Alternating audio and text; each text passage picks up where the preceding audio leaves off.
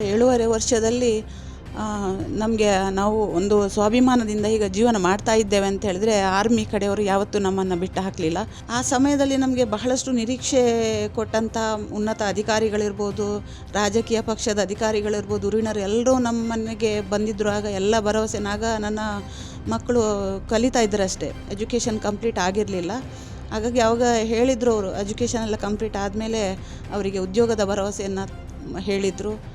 ಹಾಗೆ ಬಹಳಷ್ಟು ಆ ಭರವಸೆಗಳನ್ನು ನಾನೀಗ ಹೇಳೋದಕ್ಕೆ ಅರ್ಥ ಇಲ್ಲ. ಅಂತ ಹೇಳಿದರೆ ಯಾವುದೊಂದು ಭರವಸೆಯನ್ನು ಈಡೇರಿಸಿದವರು ಯಾರೂ ಇಲ್ಲ. ಹಲವು ಅಧಿಕಾರಿಗಳ ಕಡೆ ನಾವು ಹೋಗಿ ಎಲ್ಲ ನಮ್ಮ ವಿಚಾರವನ್ನು ಹೇಳ್ಕೊಂಡಿದ್ದೇವೆ. ಆದರೆ ಇಲ್ಲಿ ತನಕ ಯಾವುದೇ ರೀತಿಯ ಒಂದು ಸ್ಪಂದನೆ ಯಾವ ಸರ್ಕಾರವೂ ಕೂಡ ನಮಗೆ ಕೊಟ್ಟಿಲ್ಲ. ಎಲ್ಲ ಫೈಲ್ ಎಲ್ಲ ರೆಡಿಯಾಗಿ ಇನ್ನೇನೋ ತಾಲೂಕು ಆಫೀಸಿಂದ DCFCಗೆ ಕಳಿಸಬೇಕು ಅನ್ನುವಂಥ ಸಂದರ್ಭದಲ್ಲಿ ಏನಾದರೂ ಒಂದು ಎಡವಟ್ಟು ಕಾರಣ ಹೇಳಿಕೊಂಡು ಅದು ಹಾಗೇ ಇದೆ. ಯಾವುದೇ ರೀತಿಯ ಭರವಸೆ ನಮಗೆ ಇನ್ನೂ ಕೂಡ ಈಡೇರಲಿಲ್ಲ. BJP ಇರ್ಬೋದು, ಕಾಂಗ್ರೆಸ್ ಇರ್ಬೋದು. ಹಾಗಾಗಿ ಇಡೀ ಕರ್ನಾಟಕದಲ್ಲಿ ಏಕೈಕ ಒಬ್ಬ ಕನ್ನಡಿಗ ಯೋಧ ಆಗಿರುವ ಕಾರಣ ನಮ್ಮ ಕರ್ನಾಟಕ ಸರ್ಕಾರ ಒಬ್ಬ ಯೋಧರು ಸೈನಿಕರಿಗೆ ಕೊಡುವ ಗೌರವ ಇದೇನಾ, ಮರ್ಯಾದೆ ಇದೇನಾ, ಅವರ ಕುಟುಂಬಕ್ಕೆ ಕೊಡುವ ನೆರವು ಇದೇನಾ ಎನ್ನುವಂಥ ಒಂದು ಪ್ರಶ್ನೆಯನ್ನು ನಾನು ಕೇಳಲೇಬೇಕಾಗ್ತದೆ ಈ ಸಂದರ್ಭದಲ್ಲಿ. ಜುಲೈ 22, 2016 ಬೆಳಗ್ಗೆ 8:30ಕ್ಕೆ ಚೆನ್ನೈನಿಂದ ಹೊರಟಿರುವಂಥ ವಾಯುಸೇನೆಯ AN-32 ವಿಮಾನ ನಾಪತ್ತೆಯಾಗಿ ಇವತ್ತಿಗೆ 7.5 ವರ್ಷ ಪೂರ್ಣಗೊಂಡಿದೆ. ಈ ನಾಪತ್ತೆಯಾದಂತಹ ವಾಯುಸೇನೆಯ ವಿಮಾನದಲ್ಲಿ ಇದ್ದಂತಹ ಏಕೈಕ ಕನ್ನಡದ ಯೋಧ ಏಕನಾಥ ಶೆಟ್ಟಿ ಅವರು ಕಣ್ಮರೆಯಾಗಿ 7.5 ವರ್ಷ. ಈಗ ಒಂದು ಸುದ್ದಿ ಬರ್ತಾ ಇರುವಂತಹದ್ದು, ಚೆನ್ನೈನ ಸಮುದ್ರದ ಆಳದಲ್ಲಿ ವಿಜ್ಞಾನಿಗಳು ಪತ್ತೆ ಹಚ್ಚಿರುವಂತೆ AN-32 ವಿಮಾನದ ಅವಶೇಷಗಳು ಸಿಕ್ಕಿದೆ ಅನ್ನುವಂಥದ್ದು. ಯೋಧ ಏಕನಾಥ್ ಶೆಟ್ಟಿಯವರ ಪತ್ನಿ ಜಯಂತಿ ಅವರು ನಮ್ಮ ಜೊತೆಗಿದ್ದಾರೆ. 7.5 ವರ್ಷದ ನಂತರ ಅವಶೇಷಗಳು ಪತ್ತೆಯಾಗಿದೆ ಅನ್ನುವಂತಹ ಸುದ್ದಿ, ಅದರ ಜೊತೆಗೆ ಈ 7.5 ವರ್ಷದ ಬದುಕು ನಲ್ಲಿ ಏನೆಲ್ಲ ಆಯಿತು, ಭರವಸೆಗಳನ್ನು ಸಾಲು ಸಾಲಾಗಿ ಕೊಟ್ಟವರು ಹಲವರು. ಆ ಭರವಸೆಗಳಲ್ಲಿ ಯಾವುದನ್ನು ಈಡೇರಿಸ್ತಾರೆ? ನಾವು ಯೋಧರ ಪರ, ಯೋಧ ಯೋಧ ಯೋಧ ಅಂತ ಮಾತಾಡೋರು ಎಲ್ಲರೂ ಕೂಡ ಯೋಧರ ಕುಟುಂಬದ ಪರವಾಗಿ ನಿಂತಿದ್ದಾರಾ? ಎಲ್ಲ ಪ್ರಶ್ನೆಗಳನ್ನು ಮಾತನಾಡಿಸಬೇಕು. ಅವ್ರ ಜೊತೆಗೆ ಮಾತನಾಡ್ತೇವೆ. ಮೇಡಮ್, ಇದೀಗ ಪೋರ್ಟ್ ಬ್ಲೇರ್ನಲ್ಲಿ ಹೋದಂಥ ವಿಮಾನದ ಅವಶೇಷಗಳು ಚೆನ್ನೈನ ಸಮುದ್ರದ ಆಳದಲ್ಲಿ ಸಿಕ್ಕಿದೆ ಅನ್ನುವಂತಹ ನ್ಯೂಸು ನಿಮಗೇನಾದರೂ ಅಧಿಕೃತವಾಗಿ ಬಂತ ಅಥವಾ ನೀವು ನ್ಯೂಸ್ ಚಾನಲನ್ನೇ ನೋಡಿದ್ದ? ನಮಸ್ತೆ ಎಲ್ಲರಿಗೂ. ಈಗ AN-32 ವಿಮಾನ ಪತ್ತೆಯಾಗಿರುವಂತಹ ಒಂದು ಅಧಿಕೃತ ಮಾಹಿತಿ ಸೇನಾ ಕಡೆಯಿಂದ ಯಾವುದು ನಮಗೆ ಈ ತನಕ ಬಂದಿಲ್ಲ.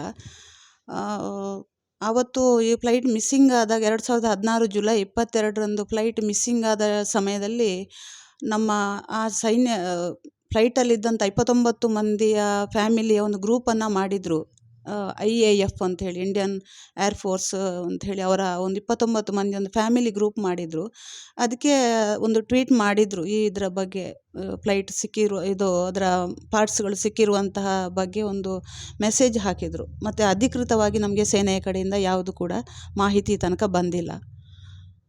ಓಕೆ ಮೇಡಮ್, ಈಗ 7.5 ವರ್ಷ ಆಯಿತು. ಬದುಕು ಬಹಳಷ್ಟು ಬದಲಾವಣೆಗಳನ್ನು ಕಂಡಿದೆ. 7.5 ವರ್ಷದ ಈ ಬದುಕಿನಲ್ಲಿ ನಿಮಗೆ ಆರ್ಮಿ ನಿಮ್ಮ ಸೈಡ್ನಲ್ಲಿ ಸಂಪೂರ್ಣವಾಗಿ ನಿಂತಿದೆ. ಹೌದು, ಖಂಡಿತ. ಈಗ 7.5 ವರ್ಷದಲ್ಲಿ ನಮಗೆ ನಾವು ಒಂದು ಸ್ವಾಭಿಮಾನದಿಂದ ಈಗ ಜೀವನ ಮಾಡ್ತಾ ಇದ್ದೇವೆ ಅಂತ ಹೇಳಿದ್ರೆ ಆರ್ಮಿ ಕಡೆಯವರು ಯಾವತ್ತೂ ನಮ್ಮನ್ನು ಬಿಟ್ಟು ಹಾಕಲಿಲ್ಲ. ಅವರ ಫುಲ್ ಸಪೋರ್ಟ್ ಈಗಲೂ ಕೂಡ ಇದೆ ನಮಗೆ. ಈಗಲೂ ಕೂಡ ಒಂದು ಗ್ರೂಪ್ನವರು ನಮಗೆ, ಅಂದರೆ IAF ಆ ಒಂದು ಸಂಘಟನೆಯವರು, ಅಂದರೆ ಆ ಗ್ರೂಪಿನಿಂದ ನಮಗೆ ಪ್ರತಿನಿತ್ಯ ಅಂತ ಹೇಳಿದ್ರೆ ಅದರ ಬಗ್ಗೆ, ನಮ್ಮ ಯೋಗಕ್ಷೇಮದ ಬಗ್ಗೆ ಪ್ರತಿಯೊಂದು ಮಾಹಿತಿಯನ್ನು ಅವರು ಕೇಳ್ತಾ ಇದ್ದಾರೆ. ಈಗ 7.5 ವರ್ಷದಲ್ಲಿ ಇನ್ನೂ ಕೂಡ ನಾವು ಏನೊಂದು ನಿರೀಕ್ಷೆ ಇಟ್ಟುಕೊಂಡೇ ಇದ್ದೇವೆ, ಜೀವನ ಸಾಗಿಸ್ತಾ ಇದ್ದೇವೆ. ಇಂದಲ್ಲ ನಾಳೆ ಏನೋ ಒಳ್ಳೆಯ ಒಂದು ಸಿಹಿ ಸುದ್ದಿ ಬರ್ಬೋದು, ನಮ್ಮನ್ನು ಅವರು ಸೇರ್ಕೊಳ್ಬೋದು ಎನ್ನುವಂಥ ಏನೋ ಒಂದು ಮನಸ್ಸಲ್ಲಿ ಆಶಾವಾದ ಇಟ್ಕೊಂಡು ನಾವು ಜೀವನ ಕಳೀತಾ ಇದ್ದೇವೆ. ಹಾಗೆ ನಮ್ಮ ಮನೆಯಲ್ಲಿ ಅವರ ಒಂದು ಸ್ಟ್ಯಾಚ್ಯೂನ, ಪ್ರತಿಮೆಯನ್ನು ಒಂದು ಮಾಡಿ ಮೈಸೂರಿನ ಅರುಣ್ ಯೋಗರಾಜ್ ಅವರಿಂದ ಒಂದು ಬಹಳ ಸುಂದರವಾದಂಥ ಅವರ ಪ್ರತಿಮೆಯನ್ನು ಮಾಡಿ ನಾವು ಇಲ್ಲಿ ಮಾಡಿದ್ದೇವೆ ನಮ್ಮ ಜಾಗದಲ್ಲಿ. ಹಾಗೆ ಅದನ್ನು ಪ್ರತಿನಿತ್ಯ ನೋಡ್ತಾ ಅವರು ನಮ್ಮ ಜೊತೆ ಇದ್ದಾರೆ ಎನ್ನುವಂಥ ಒಂದು ಭಾವನೆ ಖಂಡಿತ ಬರ್ತಾ ಇದೆ.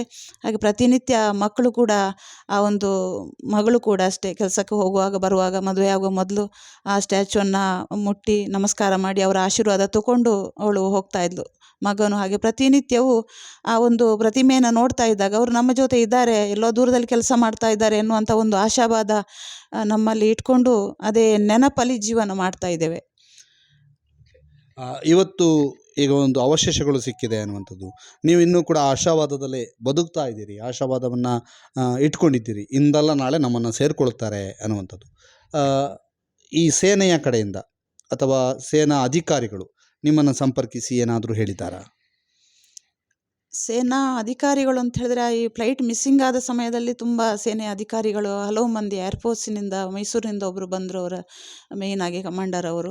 ಆಮೇಲೆ ಸೇನೆಯ ಇಲ್ಲಿಯ ನಮ್ಮ ಬೆಳ್ತಂಗಡಿ 𝐂𝐝𝐯 ಅವರ ಗ್ರೂಪಿನ ಗೋಪಾಲಕೃಷ್ಣ ಕಾಂಚೋಡ್ ಇರ್ಬೋದು ಅಥವಾ ಇನ್ನಿತರ ಸುನಿಲ್ ಸರ್ ಇರ್ಬೋದು, ಇವರೆಲ್ಲ ನಮ್ಮ ಜೊತೆ ತುಂಬ ಸ್ಪಂದನೆ ಕೊಟ್ಟಿದ್ದಾರೆ ಆವಾಗ.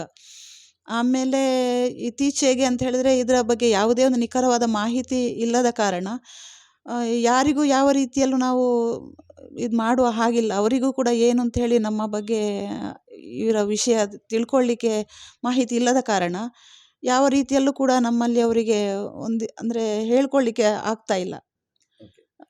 ಈಗ ಮಕ್ಕಳಿಗೆ ಉದ್ಯೋಗದ ಭರವಸೆಯನ್ನು ತುಂಬ ಜನ ನೀಡಿರ್ಬೋದು ಮತ್ತು ರಾಜ್ಯ ಸರ್ಕಾರವು ಕೂಡ ನಿಮ್ಮ ಜೊತೆಗೆ ನಿಲ್ಲುತ್ತೆ ಅನ್ನುವಂಥ ಭರವಸೆಯನ್ನು ನೀಡಿದ್ದೀರಿ.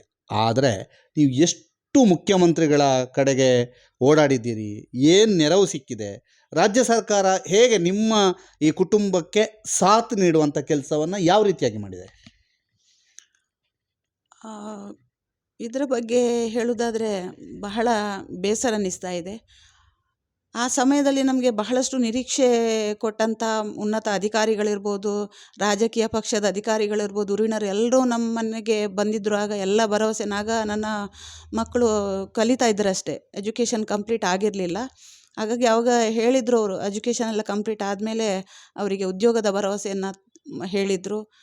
ಹಾಗೆ ಬಹಳಷ್ಟು ಆ ಭರವಸೆಗಳನ್ನು ನಾನೀಗ ಹೇಳೋದಕ್ಕೆ ಅರ್ಥ ಇಲ್ಲ. ಅಂತ ಹೇಳಿದರೆ ಯಾವುದೊಂದು ಭರವಸೆಯನ್ನು ಈಡೇರಿಸಿದವರು ಯಾರೂ ಇಲ್ಲ. ಈಗ ಇಲ್ಲಿಯ ನಮ್ಮಲ್ಲಿಯ ಅಂತ ಹೇಳಿದರೆ ನಾನು ಮುಖ್ಯವಾಗಿ ಇಂಥವ್ರಂತಲೇ ನಾವು ಅಲ್ಲಿ ಹೇಳಲಿಕ್ಕೆ ಆಗೋದಿಲ್ಲ. ಯಾವುದೇ ಪಕ್ಷದವರು ಈಗ ಆ ಸಂದರ್ಭದಲ್ಲಿ BJP ಇತ್ತು ಗೌರ್ಮೆಂಟು, ಆನಂತರ ಕಾಂಗ್ರೆಸ್ ಪಕ್ಷದವರು ಇರ್ಬೋದು, ಹಲವು ಅಧಿಕಾರಿಗಳ ಕಡೆ ನಾವು ಹೋಗಿ ಎಲ್ಲ ನಮ್ಮ ವಿಚಾರವನ್ನು ಹೇಳ್ಕೊಂಡಿದ್ದೇವೆ. ಆದರೆ ಇಲ್ಲಿ ತನಕ ಯಾವುದೇ ರೀತಿಯ ಒಂದು ಸ್ಪಂದನೆ ಯಾವ ಸರ್ಕಾರವೂ ಕೂಡ ನಮಗೆ ಕೊಟ್ಟಿಲ್ಲ.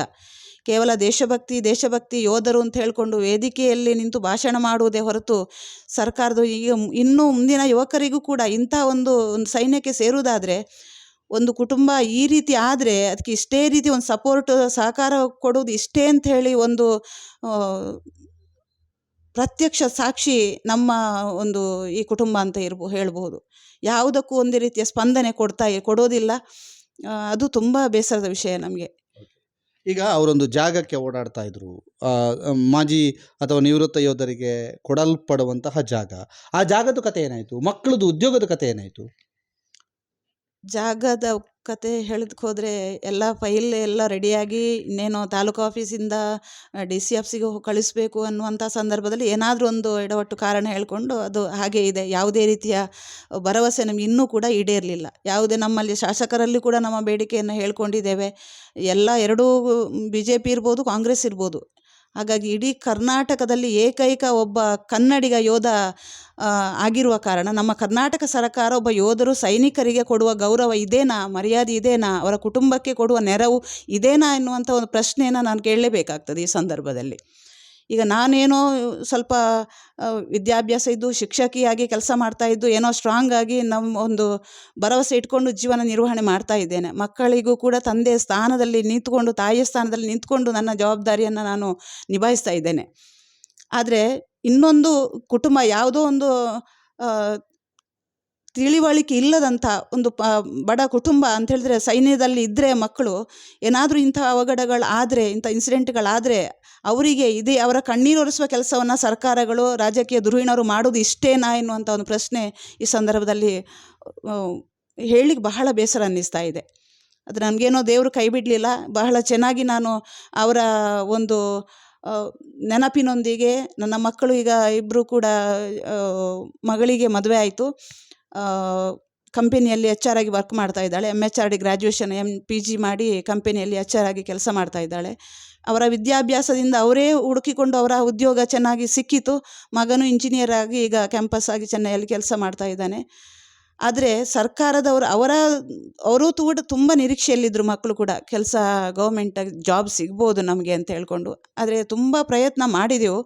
ಆದರೆ ಇಷ್ಟೇ ಸ್ಪಂದನೆ ಸರ್ಕಾರದ್ದು ಅಂತ ಹೇಳಿದರೆ, ಯಾವುದೇ ರಾಜಕೀಯ ಧುರೀಣರು ಕೂಡ ಮಾಡೋದು ಇಷ್ಟೇ ಅಂತ ಆದಮೇಲೆ ನಾವು ಅದನ್ನು ತೊಳ್ಕೊಂಡು ಬಿಟ್ಟ ಹಾಗೆ ಎಲ್ಲವನ್ನು ಬಿಟ್ಟುಬಿಟ್ಟು ನಮ್ಮ ಜೀವನವನ್ನು ಕಾಲ ಮೇಲೆ ನಿಂತು ಜವಾಬ್ದಾರಿಯಿಂದ ನಾವು ನಿಭಾಯಿಸ್ಕೊಂಡು ಹೋಗ್ತಾ ಇದ್ದೇವೆ. ಆದರೆ ನಮ್ಮ ಕುಟುಂಬಕ್ಕೆ ಅದಲ್ಲ, ಇನ್ನೊಂದು ಕುಟುಂಬಕ್ಕೆ ಇವರು ಈ ರೀತಿ ಮಾಡಬಾರ್ದು ಅಂತ ಹೇಳಿದ್ರೆ, ಒಂದು ಯೋಧನ ಕುಟುಂಬ, ಒಂದು ಸೈನ್ಯಕ್ಕೆ ಇವರು ವೇದಿಕೆಯಲ್ಲಿ ನಿಂತು ದೇಶಭಕ್ತಿ ಅಂತ ಹೇಳ್ಕೊಂಡು ಹೇಳ್ತಾರೆ ಹೊರತು ಯಾರಿಗೂ ಕೂಡ ಇಂಥ ಒಂದು ಕಷ್ಟ ಅಂತ ಹೇಳೋದಲ್ಲ. ಇದು ಏನೋ ಒಂದು ಆಗೋಗಿದೆ ದುರ್ಘಟನೆ, ಅದನ್ನು ನಾವು ಏನೋ ಮನಸ್ಸು ಗಟ್ಟಿ ಮಾಡಿಕೊಂಡು ಮಾಡ್ತಾ ಇದ್ದೇವೆ. ಆದರೆ ಇನ್ನೊಂದು ಕುಟುಂಬಕ್ಕೆ ಈ ರೀತಿಯ ಒಂದು ಪೊಳ್ಳು ಭರವಸೆಯನ್ನು ಕೊಡುವಂಥದ್ದು ಇರ್ಬೋದು, ಅಥವಾ ಈ ರೀತಿಯ ಒಂದು ಮಾತು ಕೊಟ್ಟು ಅದಕ್ಕೆ ತಪ್ಪುವಂಥ ಸರ್ಕಾರ ಇರ್ಬೋದು. ಇದು ನಿಜಕ್ಕೂ ಬಹಳ ಬೇಸರ ಅನ್ನಿಸ್ತಾ ಇದೆ. ಅದಕ್ಕೆ ಎಂಥವರಿಗೆ ನಾವು ಹೇಳಿದ್ರು ತುಂಬ ಸಾರಿ ಆಯಿತು, ಒಂದು ಸಲ ಅಲ್ಲ, ನಾವು ಮುಖ್ಯಮಂತ್ರಿಗಳ ಕಡೆ ತನಕವೂ ಹೋಗಿ ಆಯಿತು. BJP ಗೌರ್ಮೆಂಟ್ ಇರುವಾಗಲೂ, ಕಾಂಗ್ರೆಸ್ ಗೌರ್ಮೆಂಟ್ ಇರುವಾಗಲೂ ಎಲ್ಲ ಅಧಿಕಾರಿಗಳ ಬಳಿ, ಅದಕ್ಕೆ ಸಂಬಂಧಪಟ್ಟವರ ಬಳಿ ಕೂಡ ಹೋಗಿ ಆಗಿದೆ. ಆದರೆ ಎಲ್ಲಿ ಹೋದ್ರೂ ಯಾವುದೇ ರೀತಿಯ ಒಂದು ಸ್ಪಂದನೆ ನಮಗೆ ಇವತ್ತು ತನಕ ಸಿಗಲಿಲ್ಲ. ನಮಗೆ ಮುಖ್ಯವಾಗಿ ಹೇಳಬೇಕು ಅಂತ ಹೇಳಿದರೆ, ನಾನು ಪಕ್ಷದ ವತಿಯಿಂದ ಹೇಳೋದಲ್ಲ, ನಮ್ಮ ಹಿರಿಯರಾದಂಥ ನಮ್ಮ ತುಂಬ ಆಪ್ತರು, ಕುಟುಂಬಕ್ಕೆ ಅವರ ಆಪ್ತರು ರಮನಾಥರೈಗಳು, ಹಾಗೆ ಕೋಟ ಶ್ರೀನಿವಾಸ ಪೂಜಾರಿ, ಇವರು ನಮಗೆ ತುಂಬ ಒಂದು ಭರವಸೆಯನ್ನು ಕೊಟ್ಟು ಅದನ್ನು ನಮಗೆ ಸಹಕಾರ ಮಾಡಿದ್ದಾರೆ ಹಲವು ವಿಚಾರಗಳಲ್ಲಿ. ರಾಜ್ಯ ಸರ್ಕಾರದಿಂದ ಕೂಡ ಆರ್ಥಿಕವಾಗಿ ನಮಗೆ ಒಂದು ಸಹಾಯವನ್ನು ಇವರು ಮಾಡಿಸಿಕೊಟ್ಟಿದ್ದಾರೆ. ಇವರು ಅರಣ್ಯ ಸಚಿವರಾಗಿದ್ದಾಗ ರಮನಾಥರೈಗಳು ಅವರೇ ನಮಗೆ ತುಂಬ ಒಂದು ಭರವಸೆಯನ್ನು ಕೊಟ್ಟು, ನಾವು ಒಂದು ಸಮಾಧಾನವನ್ನು ಹೇಳಿ, ಒಂದು ತಂದೆಯ ಸ್ಥಾನದಲ್ಲಿ ನಿಂತು ನಮಗೆ ಅವರು ಮತ್ತು ಕೋಟ ಶ್ರೀನಿವಾಸ ಪೂಜೆ ಅವರು ತುಂಬ ನಮಗೆ ಒಂದು ಭರವಸೆಯನ್ನು ಕೊಟ್ಟು ಆತ್ಮಸ್ಥೈರ್ಯವನ್ನು ತುಂಬಿದ್ದಾರೆ. ಹಾಗಾಗಿ ಬೇರೆ ಯಾರನ್ನು ನಾನು ಈ ಸಂದರ್ಭದಲ್ಲಿ ಸಂಬೋಧಿಸಲಿಕ್ಕೆ ಇಷ್ಟಪಡೋದಿಲ್ಲ, ಅದು ಸರಿಯೂ ಆಗೋದಿಲ್ಲ. ಆದರೆ ಯಾರೇ ಇರಲಿ, ಒಂದು ಸೈನಿಕ ಅಂತ ಹೇಳಿದ ಮೇಲೆ ಕೇವಲ ಹೊರಗೆ ಅವರವರ ಪ್ರಚಾರಕ್ಕೋಸ್ಕರ ಈ ರೀತಿ ಮಾಡ್ತಾರೆ ಹೊರತು ಅದಕ್ಕೆ ಸ್ಪಂದನೆ ಎನ್ನುವಂಥದ್ದು ಇಷ್ಟೇನಾ ಎನ್ನುವಂಥ ಪ್ರಶ್ನೆ ಬರುವಂಥದ್ದು ಈಗ ಸಂದರ್ಭದಲ್ಲಿ ಬಹಳ ಬೇಸರದ ವಿಚಾರ ಇದು. ಅಂದರೆ ಇನ್ನೊಂದು ಕುಟುಂಬಕ್ಕೆ ಈ ರೀತಿ ಮಾಡಬಾರ್ದವರು ಎನ್ನುವಂಥದ್ದು. ನೀವು ಬಹಳಷ್ಟು ಜನಕ್ಕೆ ಸ್ಫೂರ್ತಿಯ ಮಾತುಗಳನ್ನು ನಾಡ್ತಾ ಇದ್ರಿ, ಬಹಳಷ್ಟು ಜನಕ್ಕೆ ಸೈನ್ಯಕ್ಕೆ ಸೇರುವಂಥ ವಿಚಾರದಲ್ಲಿ ಬಹಳಷ್ಟು ಪ್ರೇರಣೆ ಕೊಡ್ತಾ ಇದ್ರಿ. ಇವತ್ತು ನೀವು ನಮ್ಮ ಜೊತೆಗೆ ಮಾತನಾಡೋ ಒಂದಷ್ಟು ಬೇಸರವನ್ನು ವ್ಯಕ್ತಪಡಿಸಿ, ಅನಿವಾರ್ಯ ಯಾಕೆ ಅಂತಂದರೆ ಹಾಗಾಗಿದೆ ಅನ್ನುವಂಥದ್ದನ್ನು ಹೇಳ್ತಾ ಇದ್ರಿ. ಈಗ ಸೈನ್ಯಕ್ಕೆ ಸೇರ್ತಾ ಇರುವಂಥ ಯುವಕರು ಎಲ್ಲರೂ ಕೂಡ ನಿಮ್ಮ ಮಾತಿನಿಂದ ಪ್ರೇರಿತರಾಗಿ ಎಷ್ಟೋ ಜನ ಸೈನ್ಯಕ್ಕೆ ಹೋಗಬೇಕು ಅನ್ನುವಂತಹದ್ದನ್ನು ಇಟ್ಕೊಂಡಿದ್ದೀರಿ. ಆದ್ದರಿಂದ ಸೈನ್ಯಕ್ಕೆ ಸೇರುವಂತಹ ಯುವಕರಿಗೆ ಸೈನ್ಯ ನಿಮ್ಮನ್ನು ಬಿಟ್ಟು ಹಾಕುವುದಿಲ್ಲ ಅನ್ನುವಂಥದ್ದನ್ನಾದರೂ ನಾವು ಹೇಳಬೇಕಲ್ವಾ? ಹೌದೌದು, ಇದು ಖಂಡಿತ. ಸೈನ್ಯ ಅಂತ ಹೇಳಿದರೆ ಈಗ ನನ್ನ ಪತಿ ಅವರು 31 ವರ್ಷ 1985ರಿಂದ 2016ರವರೆಗೆ 31 ವರ್ಷ ದೇಶ ಸೇವೆಯನ್ನು ಮಾಡಿದಂತಹ ಒಬ್ಬ ಯೋಧ. ಅವರ ಪತ್ನಿ ಅಂತ ಹೇಳ್ಕೊಳ್ಳಿಕ್ಕೆ ನಿಜಕ್ಕೂ ನನಗೆ ಹೆಮ್ಮೆ ಅನ್ನಿಸ್ತಾ ಇದೆ. ಈಗ ಸೈನ್ಯದಲ್ಲಿ ಆ ಒಬ್ಬ ಯೋಧನಿಗೆ ಸಿಗುವಂತಹ ಗೌರವ, ಮರ್ಯಾದೆ ಎನ್ನುವಂಥದ್ದು ಬೇರೆ ಯಾವುದೇ ಕ್ಷೇತ್ರದಲ್ಲಿ ಕೋಟಿ ಸಂಪಾದನೆ ಮಾಡಿದರೂ ಕೂಡ ಆ ಗೌರವ ಯಾವ ಕ್ಷೇತ್ರದಲ್ಲೂ ಸಿಗಲಿಕ್ಕೆ ಸಾಧ್ಯ ಇಲ್ಲ. ಹಾಗೆ ನಾನು ಕ್ಲಾಸಲ್ಲಿ ತರಗತಿಯಲ್ಲಿ ಪಾಠ ಮಾಡ್ತಾ ಇರುವಾಗಲೂ ಅಷ್ಟೇ ಸೈನ್ಯದ ಬಗ್ಗೆ ಅಂತ ಹೇಳಿದರೆ ತುಂಬ ಹೆಮ್ಮೆ ಇದೆ. ಈಗಲೂ ನನಗೆ ಹೆಮ್ಮೆ ಇದೆ. ಈಗ ನಮಗೆ ನಮ್ಮ ಕುಟುಂಬಕ್ಕೆ ಈಗ 30 ವರ್ಷದ ಒಂದು ಸೇವೆಯನ್ನು ಅವರನ್ನು ತ್ಯಾಗ ಮಾಡಿದ್ದಾರೆ. ನಮಗೂ ಕೂಡ ಸೈನ್ಯದಲ್ಲಿ ಅವರು ಕೆಲಸ ಮಾಡಿ ಇಷ್ಟು ತಮ್ಮ ತ್ಯಾಗವನ್ನು ಇಷ್ಟು ತೋರಿಸ್ಕೊಂಡ್ರು ಕೂಡ ಆದರೆ ಸೈನ್ಯ ಅವರನ್ನು ಯಾವತ್ತೂ ಬಿಟ್ಟು ಹಾಕಲಿಲ್ಲ. ಈಗಲೂ ಕೂಡ ಅವರಿಗೆ ಸಿಗುವಂಥ ಒಂದು ಮರ್ಯಾದೆ, ಗೌರವ, ರೆಸ್ಪೆಕ್ಟ್ ಯಾವತ್ತೂ ಇಲ್ಲ. ರಾಜ್ಯ ಪ್ರಶಸ್ತಿ ಕೂಡ ಅವರನ್ನು ಗುರುತಿಸಿ ನಮ್ಮ ರಾಮಯ್ಯ ಗೌಡರ ಒಂದು ಸ್ಮರಣಾರ್ಥವಾಗಿ ರಾಜ್ಯ ಪ್ರಶಸ್ತಿಗೂ ಕೂಡ ಇವರನ್ನು ಆಯ್ಕೆ ಮಾಡಿಕೊಂಡು ಹಲವು ಕಡೆಗಳಲ್ಲಿ ನಮ್ಮ ಕುಟುಂಬಕ್ಕೆ ಆ ಒಂದು ಗೌರವ ಸಿಕ್ಕಿದೆ. ಹಾಗಾಗಿ ಅದು ನಿಜಕ್ಕೂ ಹೆಮ್ಮೆ ಅನ್ನಿಸ್ತಾ ಇದೆ. ಬೇರೆ ಯಾವುದೇ ಒಂದು ಇದರಲ್ಲೂ ಕೂಡ ಈ ಸೈನಿಕರಿಗೆ ಸಿಗುವಷ್ಟು ಗೌರವ ಮರ್ಯಾದೆ ಎಲ್ಲೂ ಕೂಡ ಸಿಗೋದಿಲ್ಲ. ಹಾಗೆ ಯುವಕರಿಗೆ ನಾನು ಹೇಳುವಂಥ ಮಕ್ಕಳಿಗೆ ಹೇಳುವಾಗಲೂ ಕೂಡ ಅಷ್ಟೇ, ಅದನ್ನೆಲ್ಲ ವಿಚಾರವನ್ನು ನಾನು ಕ್ಲಾಸಲ್ಲಿ ಪಾಠ ಮಾಡುವಾಗಲೂ ಕೂಡ ವಿವರಿಸ್ತೇನೆ. ಮಕ್ಕಳು ತುಂಬ ಸೀರಿಯಸ್ ಆಗಿ ಅದನ್ನು ತಗೊಳ್ತಾರೆ. ಹಾಗೆ ಇದರಿಂದ ಪ್ರೇರಿತರಾಗಿ ನಾನು ಹೇಳಿಕೊಂಡು ನನ್ನ ಇಬ್ಬರು ಸ್ಟೂಡೆಂಟ್ಸ್ಗಳು ಸೈನ್ಯಕ್ಕೆ ಸೇರಿ ಹೆಸರು ಹೇಳಬೇಕು ಅಂತ ಹೇಳಿದ್ರೆ, ನಮ್ಮ ಒಬ್ಬ ಉಜಿರೆಯ ಒಬ್ಬ ಹುಡುಗ, ಹೆಸರು ನನಗೆ ಮರ್ತೋಯ್ತು, ಇಬ್ಬರು ಮಕ್ಕಳು ಸೇರಿಕೊಂಡು ನಿಮ್ಮ ಮಾತುಗಳಲ್ಲಿ ನನಗೆ ತುಂಬ ಇಂಟ್ರೆಸ್ಟ್ ಆಯಿತು ಮೇಡಮ್, ಆರ್ಮಿಗೆ ಸೇರಬೇಕು ಅಂತ ಹೇಳಿಕೊಂಡು. ಹಾಗಾಗಿ ಬಹಳಷ್ಟು ಕಷ್ಟಪಟ್ಟು ಈಗ ಮೊನ್ನೆ ಇತ್ತೀಚೆಗೆ ಒಂದು ಇದು ಬಂತಲ್ಲ ಸರ್ಕಾರದ್ದು ಅಗ್ನಿವೀರ್, ಆ ತರಬೇತಿಗೆ ಹೋಗಿ ಸೇನೆಗೆ ಆಯ್ಕೆ ಹಾಕ್ಕೊಂಡಿದ್ದಾರೆ. ನನಗೆ ಫೋನ್ ಮಾಡಿ ಹೇಳಿದರು, ನಮಗೆ ಖುಷಿಯಾಗಿದೆ ಮೇಡಮು, ನಿಮ್ಮ ಮಾತಿಗೆ ನಾವು ಯಾವತ್ತೂ ಚಿರಋಣಿಗಳು, ಖುಷಿ ಆಗ್ತಾ ಇದೆ, ಆರ್ಮಿಗೆ ಸೇರಿದಂಥ ಒಂದು ಹೆಮ್ಮೆ, ನಿಮ್ಮ ಮಾತನ್ನು ಯಾವತ್ತೂ ನಾವು ಉಳಿಸ್ಕೊಂಡಿದ್ದೇವೆ ಅನ್ನುವಂಥ ಮಾತನ್ನು ಕೂಡ ಅವ್ರು ಫೋನ್ ಮಾಡಿ ತಿಳಿಸಿದರು. ಇದನ್ನೆಲ್ಲ ಕೇಳುವಾಗ ತುಂಬ ಹೆಮ್ಮೆ ಅನ್ನಿಸ್ತಾ ಇದೆ. ಹಾಗಾಗಿ ಯಾವುದೇ ಇನ್ನು ಮುಂದಿನ ಯುವಕರಿಗೂ ಸೇನೆಗೆ ಸೇರುವಂಥ ಅವಕಾಶ ಸಿಕ್ಕಿದರೆ ಅದು ಎಲ್ಲರಿಗೂ ಸಿಗುವುದಿಲ್ಲ. ಅದು ಒಂದು ಯೋಗ ಇದ್ದವರಿಗೆ ಮಾತ್ರ ಅಂತ ಒಂದು ಅವಕಾಶ ಸಿಗುವಂಥದ್ದು. ಯಾರು ಕೂಡ ಸಿಕ್ಕಿದ ಅವಕಾಶವನ್ನು ಬಿಟ್ಕೊಳ್ಬಾರ್ದು. ಅಂಥ ಯೋಗ, ದೇಶ ಸೇವೆಯ ಯೋಗ ಸಾಮಾನ್ಯರು ಎಲ್ಲರಿಗೂ ಅಂಥ ಯೋಗ ಅವಕಾಶ ಸಿಗೋದಿಲ್ಲ. ಹಾಗಾಗಿ ಯಾರೇ ಅಂಥ ಅವಕಾಶ ಸಿಕ್ಕಿದ್ರೂ ಸೇನೆಗೆ ಸೇರಿ ಆ ದೇಶ ಸೇವೆಯ ಕೆಲಸವನ್ನು ಮಾಡಿ ಎಂಬುದಾಗಿ ಅವರಿಗೆ ಒಂದು ಸಂದೇಶವನ್ನು ಕೊಡಲಿಕ್ಕೆ ಈ ಸಂದರ್ಭದಲ್ಲಿ ಇಷ್ಟಪಡ್ತಾ ಇದ್ದೇನೆ. ಇದು ಜಯಂತಿಯವರ ಮಾತು. ಅವರು ವಿಶೇಷವಾಗಿ ನಾವು ಅವರನ್ನು ಪ್ರಶ್ನೆ ಮಾಡಿದ್ವಿ. ಆರಂಭದಲ್ಲೇ ಅವರು ಹೇಳಿದರು, ಬೇಡ ಸಂದರ್ಶನ ಬೇಡ, ಯಾವುದೇ ಮಾತಾಡಲಿಕ್ಕೂ ಕೂಡ ಆಸಕ್ತಿ ಇಲ್ಲ, ಸೈನ್ಯ ನಮ್ಮನ್ನು ಬಿಟ್ಟು ಹಾಕಲಿಲ್ಲ, ಮತ್ತು ನಾನು ನನ್ನ ಮಕ್ಕಳು ಅವರಿಗೆ ವಿದ್ಯಾಭ್ಯಾಸ ಕೊಟ್ಟಿದ್ದೇನೆ, ಅದರಿಂದ ಸ್ವಾಭಿಮಾನದಿಂದ ನಾವು ಬದುಕ್ತಾ ಇದ್ದೇವೆ. ಈಗ ಬಂದಂತಹ ಸುದ್ದಿಯ ಬಗ್ಗೆ ನನಗೇನು ಹೆಚ್ಚಿನ ಮಾಹಿತಿ ಇಲ್ಲ. ಅವರಿಲ್ಲದೆ 7.5 ವರ್ಷ ಆಯಿತು. ಅವರ ನೆನಪಲ್ಲಿ, ಅವರದ್ದೇ ಒಂದು ಮಾರ್ಗದರ್ಶನದಲ್ಲಿ, ಯಾಕೆಂತಂದರೆ ಅವರು ಜೊತೆಗೇ ಇದ್ದಾರೆ ಅನ್ನುವಂತಹದ್ದು, ಅವರೇ ಇವರಿಗೆ ಧೈರ್ಯ, ಅವರ ಮಾರ್ಗದರ್ಶನದಲ್ಲಿ ಇವರು ಇಡೀ ಕುಟುಂಬವನ್ನು ನಡೆಸ್ತಾ ಇದ್ದಾರೆ. ಸಂದರ್ಶನ ಬೇಡ ಅನ್ನುವಂಥದ್ದನ್ನು ಹೇಳಿದರು. ಆದರೆ ನಾವು ಅವರಿಗೆ ಕನ್ವಿನ್ಸ್ ಮಾಡಿದ್ದೇವೆ. ಯಾಕೆಂತಂದರೆ ನಮ್ಮದು ಕೆಲವು ಪ್ರಶ್ನೆ ಇದೆ. ಬಹಳಷ್ಟು ಭರವಸೆಗಳನ್ನು ನಿಮಗೆ ಕೊಟ್ಟವರು ತುಂಬ ಜನ ಇದ್ದಾರೆ. ಆ ಎಲ್ಲ ಭರವಸೆಗಳು ಈಡೇರಿದೆಯಾ, ಈಡೇರಲಿಲ್ವಾ? ಹೌದು, ಸಂದರ್ಶನ ಬಂದ ನಂತರ ಏನಾಗುತ್ತೆ, ಏನಾದರೂ ಅದರಿಂದ ದೊಡ್ಡ ಮಟ್ಟಿನ ಇಂಪ್ಯಾಕ್ಟ್ ಆಗುತ್ತಾ, ಆಗೋದಿಲ್ವ ಮತ್ತೆ. ಆದರೆ ನಿಮಗೆ ಅಂದರೆ ವೀಕ್ಷಕರಿಗೆ, ಸೈನಿಕರ ಕುಟುಂಬಕ್ಕೂ ಕೂಡ ಧುರೀಣರು, ರಾಜಕಾರಣಿಗಳು, ದೊಡ್ಡ ದೊಡ್ಡ ನಾಯಕರು ಅಂತ ಹೇಳ್ಕೊಂಡವರು, ದೇಶಭಕ್ತಿ, ದೇಶಪ್ರೇಮ ಅಂತ ಮಾತಾಡೋರು, ಸೈನಿಕರ ಕುಟುಂಬವನ್ನೂ ಕೂಡ ತಮಗೆ ಬೇಕಾದಾಗ ಮಾತ್ರ ಬಳಸಿಕೊಂಡು, ಅದು ಭಾಷಣಕ್ಕೆ ಮಾತ್ರ, ನಂತರ ಅವರು ಕೊಟ್ಟಂಥ ಭರವಸೆಗಳನ್ನು ಮರೆತು ಅವರವರಷ್ಟಕ್ಕೆ ರಾಜಕೀಯ ಮಾಡ್ತಾ ಇರ್ತಾರೆ ಅಂತ ನಿಮಗೂ ಕೂಡ ಗೊತ್ತಾಗಬೇಕಲ್ವಾ? ಅದಕ್ಕೆ ಆ ಪ್ರಶ್ನೆಯನ್ನು ಕೂಡ ಕೇಳಿದ್ವಿ. ಅದ್ರ ಜೊತೆಗೆ ಈಗಿನ ಸುದ್ದಿಯ ಬಗ್ಗೆಯೂ ಕೂಡ ಮಾತಾಡಿದರು. ಮಕ್ಕಳು ಇಬ್ಬರು ಸೈನ್ಯದ ಬಗ್ಗೆ ಅಪಾರವಾದಂಥ ಗೌರವವನ್ನು ಇಟ್ಕೊಂಡು ಇದ್ದಾರೆ. ಇಬ್ಬರು ಕೂಡ ಕೆಲಸದಲ್ಲಿ ಬೇರೆ ಬೇರೆ ಪ್ರೈವೇಟ್ ಜಾಬನ್ನು ಮಾಡ್ತಾ ಇದ್ದಾರೆ.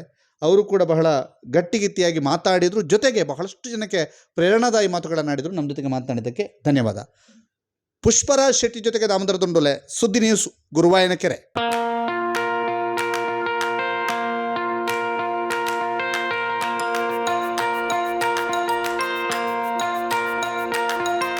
Dr. M.V. Shetty Institutions, Mangaluru. Empowering dreams and achieving greatness since 1985. Dr. M.V. Shetty College prides itself in its history of 38 years.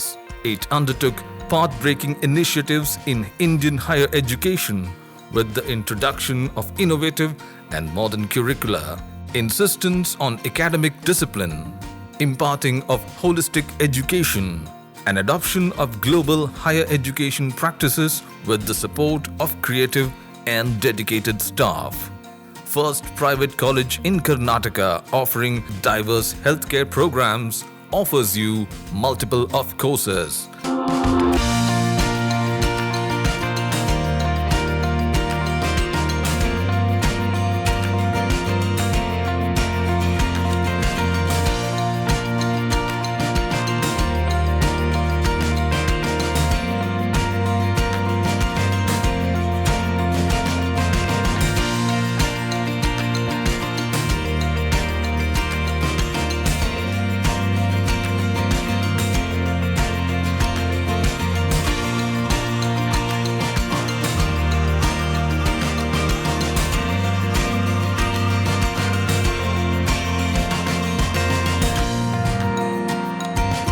Dr. M.V. Shetty Institutions is a nurturing ground for an individual's holistic development to make effective contribution to the society in a dynamic environment. Dr. M.V. Shetty Institutions, Kavur Road, Vidyanagar, Mangaluru, Karnataka 575013. Contact 0824 248 1048, 0824 248 1096. Website www.mvshettycolleges.edu.in.